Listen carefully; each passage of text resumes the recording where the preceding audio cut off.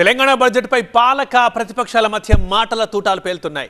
అసెంబ్లీలోకి విపక్ష నేతగా కేసీఆర్ ఎంట్రీ ఇవ్వడంతో ఆ వేడి పతాక స్థాయికి చేరింది. బీఆర్ఎస్ అధినేత కామెంట్స్ కి అధికార పక్షం నుంచి అదే స్థాయిలో కౌంటర్స్ వస్తున్నాయి.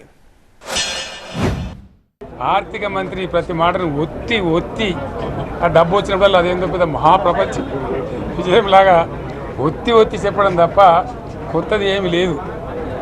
ఒత్తి పలుకులు పలకడం తప్ప కొత్తగా చెప్పింది ఏమి లేదు. ఏ ఒక కొత్త సంక్షేమ పథకం కానీ ఏది కూడా లేదు. ఒక దళితుడు సిఎల్పి నాయకుడు అయితే ఆయనకు సిఎల్పి హోదా పోయేదాకా కష్టపడ్డ మీరు ఇవాళ ఆయన బడ్జెట్ ప్రవేశపెట్టి చదువుతుంటే మీకు ఆ బడ్జెట్ మీద ఎట్లయినా చురుకని అనిపిస్తుండొచ్చు. ఫర్ ఎగ్జాంపుల్ యాదవుల కోసం ఉన్నటువంటి వాళ్ళ అభివృద్ధి కోసం పెట్టినటువంటి గొర్రెల పెంపకం పథకాన్ని టోటల్గా మూసివేసినట్టుగా మనకు అర్థమవుతా ఉంది. ఇప్పటికే యాదవ సోదరులు చెల్లించిన డిపాజిట్ కూడా తిరిగి వాపసు తీసుకునే ప్రభుత్వం ఎక్కడ కూడా లేదు. అత్యంత అడుగు వర్గాలు అని డబ్బా కొట్టినట్టు కొడుతూనే వాళ్ళు గొంతు కోసింది ప్రభుత్వం. అధికారంలో ఉన్నప్పుడు వాళ్ళు ఒకటే ఫేజ్ ఇచ్చారు, రెండో ఫేజ్ ఇచ్చిరా అని అడుగుతా ఉన్నాం.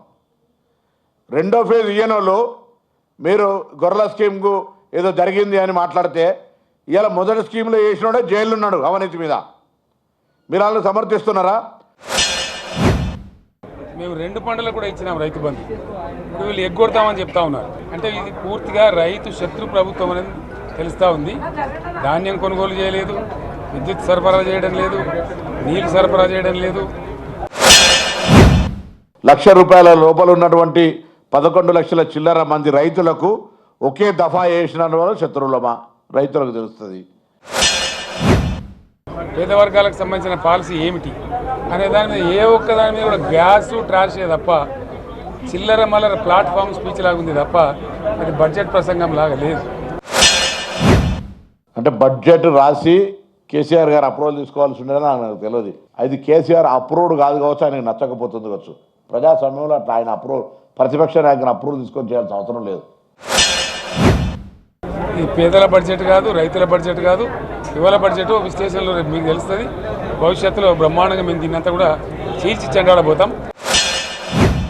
సంతోషం, చెండాడంటే పర్వాలేదు, మేము కూడా రెడీ ఉన్నాం. మేము వట్టిగానే మీరు చెండాడుతుంటే మేము అసలు చూసి ప్రేక్షకులు లెక్కలేం.